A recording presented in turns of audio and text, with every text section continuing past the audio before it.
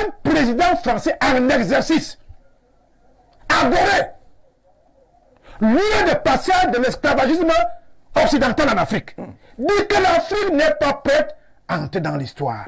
Or, l'Afrique, c'est l'histoire. D'événements organisés en France qui n'avaient pas de lien avec la relation France-Cameroun, vous avez révélé le contenu de certaines de vos conversations avec votre homologue camerounais. Est-ce que vous pensez que c'est la meilleure manière de donner votre opinion sur les droits de l'homme et la démocratie au Cameroun? Et il faut noter que ces réactions sont faites sur un ton peu diplomatique. Donc, j'aimerais savoir si vous estimez que c'est la meilleure façon de réagir sur les droits de l'homme et la démocratie au Cameroun. Première question. Alors, si vous permettez le second volet, une amitié sincère, comme celle qui existe entre le Cameroun et la France, ne saurait s'encombrer de zones d'ombre ou alors de vérités mal dissimulées. Alors, il se trouve que la guerre de libération qui a été menée au Cameroun a laissé un souvenir des blessures et des souvenirs marqués des exactions, des crimes commis par l'armée française sur des Camerounais. Alors, des décennies plus tard, est-ce que vous êtes en mesure aujourd'hui de reconnaître ces atrocités et d'en assumer la responsabilité? Je vous remercie. Merci beaucoup, monsieur. Sur votre première question, vous savez, la diaspora camerounaise en France fait partie de la richesse de notre relation. Il se trouve, parce que je pense que implicitement vous faites référence à cela, que cheminant dans le salon de l'agriculture en France, j'ai été interpellé. Je n'allais pas ne pas répondre. Et j'ai répondu la vérité. Je n'ai rien révélé du contenu. J'ai dit, on a des discussions très approfondies avec le président sur des situations individuelles et des situations que nous ne comprenons pas, ce qui est la réalité. Et je pense que c'est ce que je dois à nos binationaux ou aux membres de la diaspora qui s'émeuvent de ce sujet et qui, à l'inverse, ne comprendraient pas une seule seconde. Que je puisse leur dire, vous savez, je passe de longues heures avec le président Biya où on se parle au téléphone, mais nous ne parlons pas des sujets qui fâchent. On parle de manière exigeante des sujets qui nous concernent et on essaie de trouver des solutions intelligentes qui sont respectueuses de la souveraineté de chacun, mais qui repose sur dialogue en vérité. Je crois n'avoir révélé aucun secret dans cette réponse à une interpellation. Simplement, ai-je dit le rôle de la France et la nature des dialogues que nous avons. Sur ce qui est de notre passé commun, nous avons ce passé, il a des pages glorieuse, heureuse, de construction commune. Il a contribué à lier tant de destins, c'est une chance. Mais il a eu aussi des moments douloureux, tragiques. Et des historiens se sont penchés sur ce passé. Ils nous disent qu'un conflit a eu lieu, le mot guerre est employé, c'est aux historiens de faire la lumière sur le passé, et il faut continuer à écrire précisément cette histoire et essayer de l'écrire ensemble. C'est pourquoi ce que je souhaite, c'est que nous puissions avoir et lancer ensemble un travail conjoint d'historiens camerounais et français qui pourront ainsi avoir accès à la totalité de nos archives.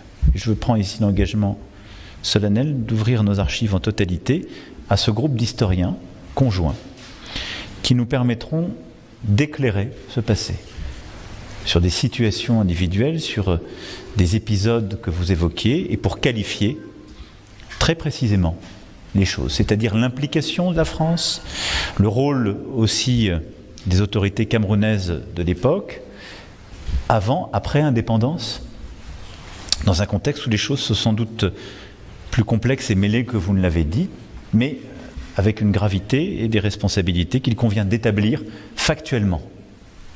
Je propose donc que nous réunissions les conditions pour mener ce travail, je l'ai dit au président, et que nous mettions en place une commission d'historiens qui pourront travailler ensemble et avoir accès à toutes ces archives pendant la période. L'intégralité des archives françaises seront ouvertes. Je souhaite aussi que nous puissions, d'ailleurs dans le cadre de cette commission conjointe, faire travailler des artistes, parce que j'ai été frappé de voir combien des artistes camerounais, binationaux, ou de la diaspora, avaient comme matrice imaginaire cette période. Et donc je pense aussi qu'il faut leur permettre de travailler ensemble. Nous allons fixer un calendrier de travail à cette commission pour qu'elle rende ses travaux dans un calendrier approprié et rapproché. C'est-à-dire qu'on aurait suffisamment de temps pour avoir accès à tout ce qui est nécessaire et qu'on puisse scander les prochaines années avec des vraies réalisations et un retour sur ces travaux. C'est un mensonge officiel. Cameroun, histoire d'une guerre cachée. Pourquoi est-ce que la France nie toujours l'existence de cette guerre qui s'est déroulée entre 1948 et 1971? La France continue à nier officiellement. François Fillon est allé à Yaoundé en 2009 et a dit « Tout ce que vous racontez, ce sont de pures inventions ». Pourquoi est-ce qu'ils nient? Parce qu'ils en ont honte, parce que c'est pas très glorieux d'avoir fait une guerre à un parti qui était l'Union des populations du Cameroun, l'UPC, qui réclamait seulement l'indépendance, qui réclamait seulement la démocratie. Et c'est pour empêcher ça que la France a mené une guerre avec ses alliés camerounais de l'époque face à ce parti-là. Et il y a eu des atrocités, il y a eu des bombardements, il y a eu des tortures. On connaît à peu près le bilan de cette guerre? C'est difficile à chiffrer, les estimations qu'on a tournent autour de 100 000 morts, mais ce sont des estimations qui viennent souvent de sources françaises, donc peut-être minimisées, et on peut penser qu'il y en a eu plus que ça. C'est assez difficile à dire. Nous, on ne s'est pas vraiment axé sur le bilan chiffré, on essaie de montrer les mécanismes qui ont conduit à cette guerre et qui ont conduit à la confiscation de l'indépendance. Quel intérêt Paris avait de conserver la mainmise sur le pays? Mais alors c'est comme sur tous les pays africains qui étaient colonisés par la France. La France a accepté de partir à une condition, c'était de garder la mainmise dessus. Pourquoi? Pour les ressources naturelles, pour les matières premières. Au Cameroun, il y a du pétrole, il y a du café, il y a du cacao, il y a pas mal de choses comme ça. Et puis pour le prestige, pour la puissance, l'Empire français, la puissance française gaulliste tient à cette époque parce qu'il y a l'Empire africain derrière, ou l'ex-Empire africain. Ce sont des voies à l'ONU. C'est un réservoir de puissance. Et le général de Gaulle a accepté la décolonisation à cette condition, à la condition d'avoir des accords de coopération qui donnaient à la France un rôle prépondérant en termes de commerce, en termes de coopération militaire, etc. Et en fait, le traumatisme de Gaulle et puis de la France en général, c'est d'avoir perdu l'Indochine puis l'Algérie. Et ils ont absolument fait tout ce qu'ils pouvaient pour éviter ce même scénario en Afrique subsaharienne. Alors ils ont raté en Guinée avec le nom de Sékou Touré, et au Cameroun, puis ensuite dans tous les autres pays, ils ont réussi par la force. Ils arrivent en fait à s'approprier des alliances internes, des alliances locales des Camerounais. Comment est-ce qu'ils y parviennent? Comment est-ce que tous ces gouvernements successifs français sont parvenus à avoir des alliances internes? Alors la première manière, la plus simple, c'est de combattre tout simplement les vrais indépendantistes, les nationalistes, donc l'UPC de Reben Umiobé.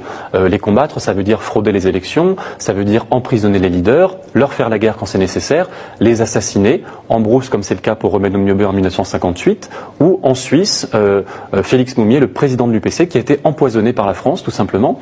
Et l'autre revers, c'est la carotte, après le bâton, la carotte, c'était d'acheter, de coopter des leaders dociles camerounais qui ont été formés en France, qui ont été choisis par les Français et pour lesquels on a truqué les élections. Amadou Ahidjo a été non pas élu par les Camerounais, mais choisi par la France au terme d'élections truquées. En 1960, la France crée l'armée camerounaise de toutes pièces.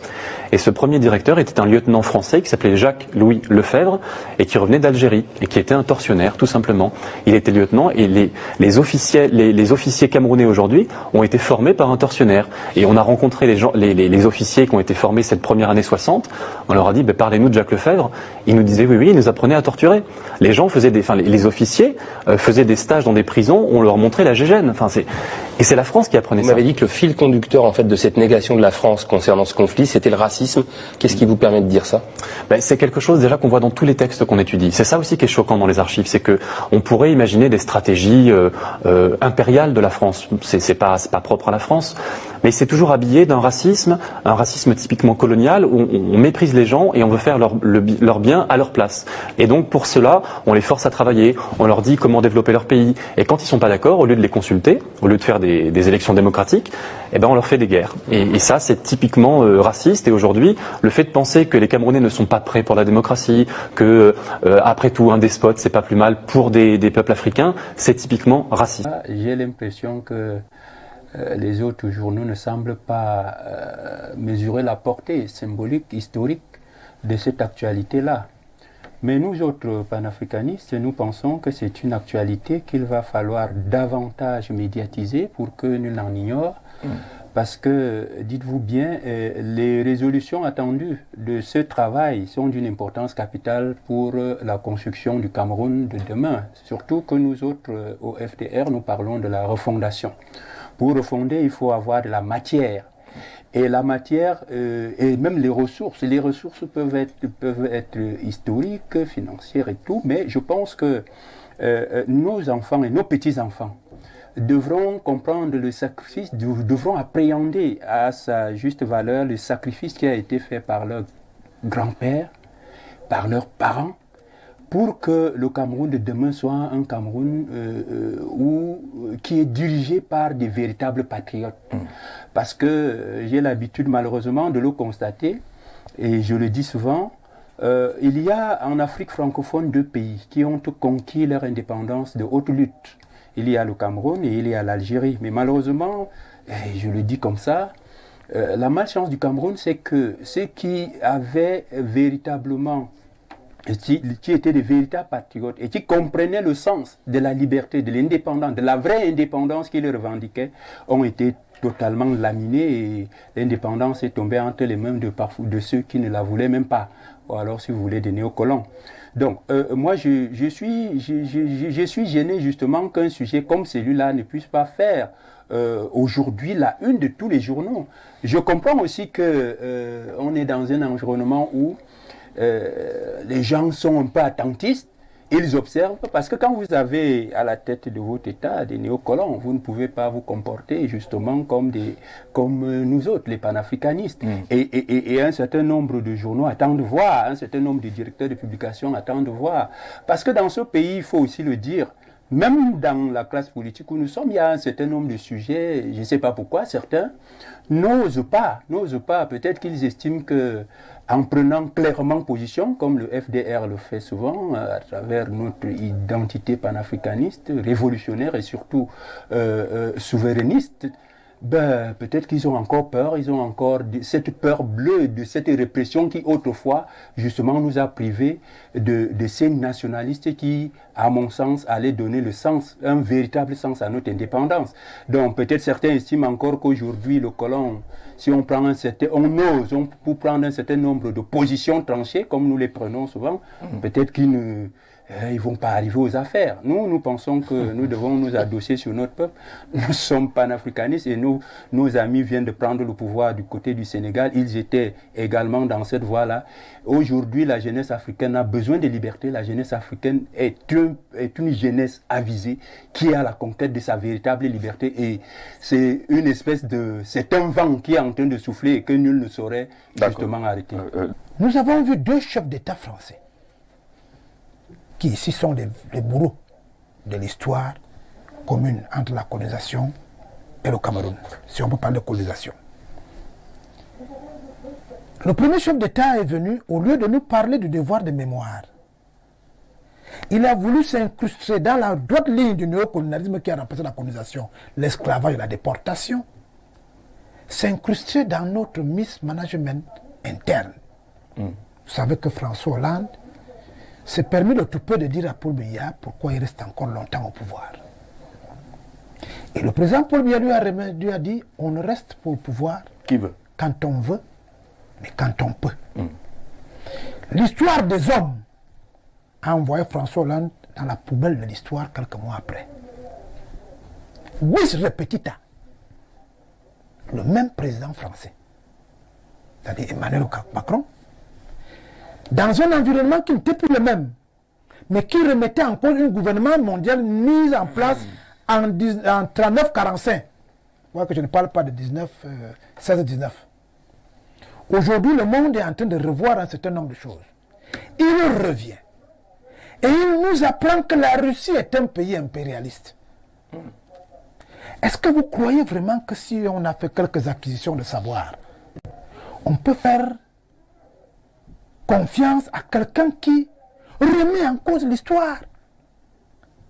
Parce que la commission Blic-Bassi et Ramondi, je crois que c'est comme ça. Karen Ramondi. C'est l'histoire de la première et la deuxième guerre mondiale, le rôle joué par les Africains et prosaïquement le Cameroun pour la libération des Occidentaux.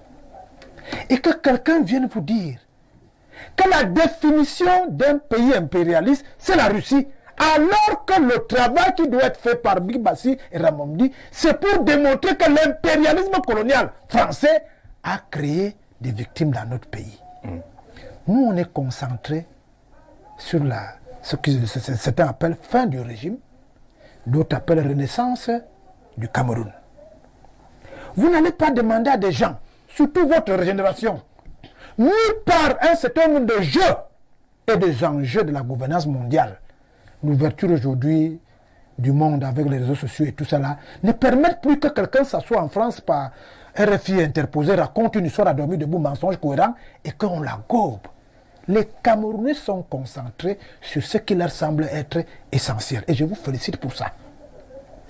Parce que l'autre semble être une distraction. Parce que lorsqu'il y a déjà distorsion, à mon vision de l'histoire des relations entre la France et le Cameroun, qui vous dit que la Russie est un pays impérialiste, il y a un problème. Et je suis face à mon cousin, nous sommes fils de nationalistes. Nous savons très bien le rôle joué par la Russie dans la libération des peuples africains. Il peut donc arriver que les médias camerounais puissent mis par la mise en place d'une identité culturelle camerounaise dans cette recherche de la vérité, mais que moi je considère comme une ouverture des archives qui nous permet de savoir quelle est la responsabilité des uns et des autres, pas dans le sens de condamner la France, mais dans le sens de voir si, pour le futur, pour la troisième génération de vous constituer, on peut revoir les termes de coopération entre la France coloniale, qui est en situation d'imposture au Cameroun. Parce que c'est l'Allemagne qui était notre colon. L'autre était un tuteur, qui a transformé la tutelle en autre chose. Personne n'ignore ce qui est arrivé aux Camerounais dans la période suscitée jusqu'en 1971. Oui. Les Camerounais, à travers leurs médias, se disent qu'il vaut mieux qu'on se batte pour que la strate d'octobre 2025, si rien ne change, soit bien heureuse pour les Camerounais, sans influence manipulatrice de la sortie du rapport dont on va débattre tout à l'heure. Moi, je ne pense pas qu'il y ait quelconque enjeu particulier que les Camerounais devraient saisir. Tout à fait. S'il faut regarder simplement le timing de faisabilité de ce rapport-là, et aussi les individus qui ont été commis pour la collecte des données et constituer ce rapport. Est-ce que ces personnes que la France a envoyées sont justement celles qui sont assez outillées pour réveiller l'histoire, pour fouiller au fond de l'histoire et trouver justement dans ce fond de notre histoire la vérité vraie que tout le monde devrait retenir des responsabilités de tout un chacun.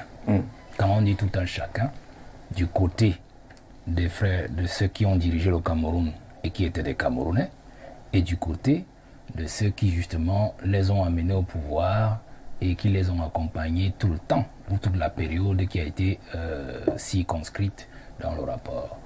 Je crois que c'est pour ça que je dis que pour moi, vous avez plutôt un regard un peu pessimiste. C'est pas un rapport auquel on doit tenir compte particulièrement, vous allez comprendre encore un peu plus tard. Je vous avais dit, c'est la période 45-71. Pourquoi avoir retranché 5 ans à cette période? Le maquis n'est pas fini en 71. Quelle est la vraie période? Le maquis n'est pas fini en 71. Donc je viens de parler d'abord des individus qui ont été commis pour le rapport. Quand on dit une commission, ça suppose que la France devrait rencontrer notre président ou le ministre des Affaires étrangères français et notre ministre des Relations extérieures. On faisait une commission mixte. Et donc on commettait et des Camerounais d'une part et des Français d'autre part, parce qu'il y a des archives chez eux, peut-être il y en a chez nous, il y en a aussi en Allemagne, il y a un peu partout, et puis et même en Angleterre. Et on voyait comment est-ce que cette équipe pouvait travailler de manière logique. Alors moi j'ai vu, vous avez prononcé son nom, je n'ose même pas prononcer son nom. Blake Bassi? Non, moi je n'aime pas prononcer son nom. Pourquoi il est dans la commission? J'estime toujours qu'en fait, je ne sais même pas comment il a fait pour arriver dans cette affaire-là. Moi je ne remets pas en cause les compétences des gens, mais je pense qu'en fait c'est pas la personne la plus outillée qui devait rentrer dans cette commission-là. Et c'est pas à la France de choisir le Camerounais qui doit aller fouiller pour le Cameroun, vous comprenez? Donc, il y a quand même plusieurs enseignants du département d'histoire qui sont à l'intérieur. Donc, il y en a 7. Donc, quand je regarde la figure de proue de ce rapport-là, je me dis, c'est pas le cas. puisqu'en fait, lui, il a été choisi, et c'est lui qui est venu choisir les 7 dont vous parlez. La France n'a pas, la France n'était pas assise et a convoqué les Camerounais du Cameroun pour leur dire venez entrer dans la commission. Il y a d'abord un petit noyau qui est constitué à partir de la France et qui dit nous pensons que tel et tel et tel et tel peuvent rentrer. Pour vous, malheureusement, non. Pour vous, ce petit noyau initial n'est pas crédible. Donc je crois que ce noyau n'est pas crédible parce que les noms que j'ai vus qui sont des Camerounais dans cette affaire-là, c'est pas ceux que nous connaissons ici comme de véritables historiens, des gens qui ont marqué leur histoire. Le professeur Koufane. Donc vous avez entendu parler tout à l'heure, permettez qu'il aille jusqu'au bout. Il peut avoir des exceptions. Il peut avoir des exceptions sur celui dont vous parlez. Moi, je connais mes historiens. Et d'abord, il y en a un qui est mort. Oui, mais je connais le professeur Aboua. Voilà, vous voyez, le professeur, mon aîné, il est comme moi. Aboua est parti, Aboua Mathieu est décédé. Donc, ce dont vous parlez là. Pas historien. Non, le professeur Aboua. Le professeur Aboua était un historien, mais Aboua. Tout à fait. Patron des historiens de ce pays. On ne met pas quelqu'un dans une commission forcément parce qu'il est historien. On met aussi parce qu'il a participé à l'histoire. Tout à fait. Faites très attention, monsieur Niek.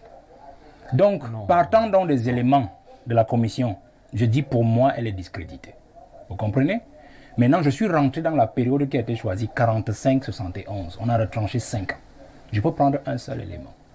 Un seul élément, 73, dans l'Oignon Ekele. Je crois qu'il y a Ambassa à côté de moi, l'homme de macaque. Yedna Leba. Yedna Leba a été abattu dans les forêts de l'Oignon Ekele en 73. Malheureusement, non. Yedna Leba. Yedna Leba qui était justement celui qui était reconnu comme un très grand maquisard. On disait, selon l'histoire des Blancs, qu'il terrorisait ses propres frères. Donc pour moi, si je prends ces quelques éléments, je vais me dire, il y a quand même quelques 2 ou 3 choses qu'on peut reprendre dans l'affaire.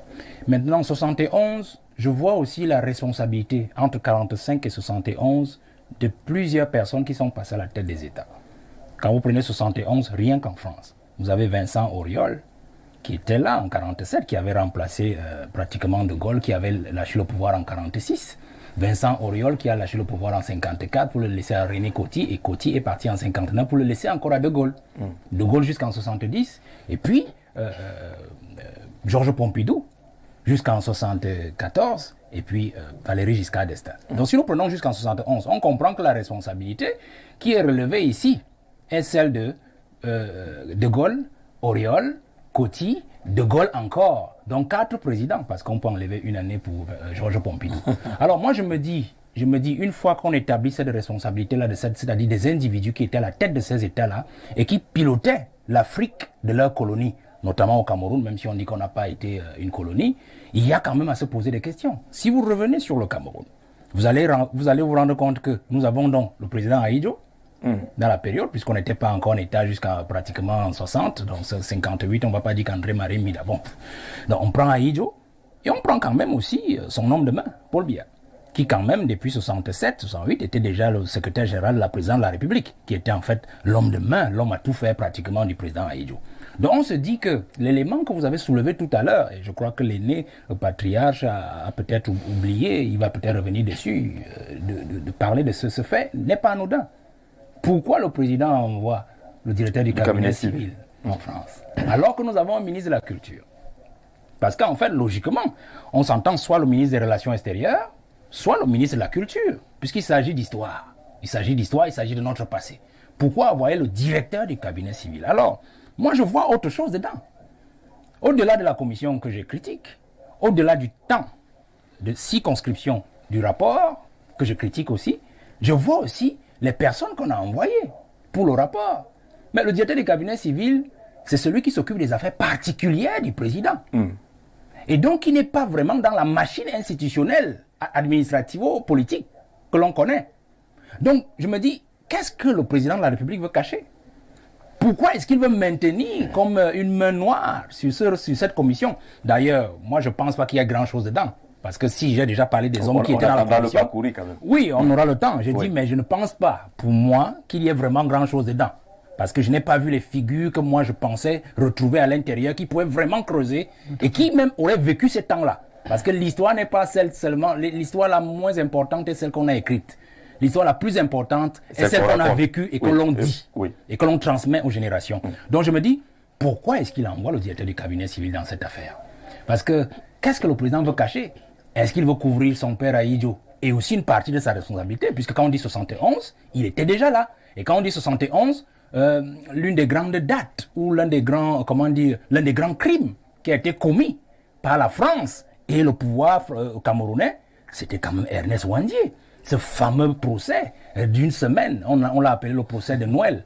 Le procès de Noël entre le 25 décembre 1970 et le 1er janvier 1971 et qui a abouti le 15 ou le 16 janvier, 15 janvier 1971 à son exécution en pleine esplanade de Bafoussam. Vous voyez? D'accord. Donc pour moi j'ai un problème avec ces quelques éléments là sous réserve que l'on puisse entrer dans d'autres éléments qui soient plus importants. Alors,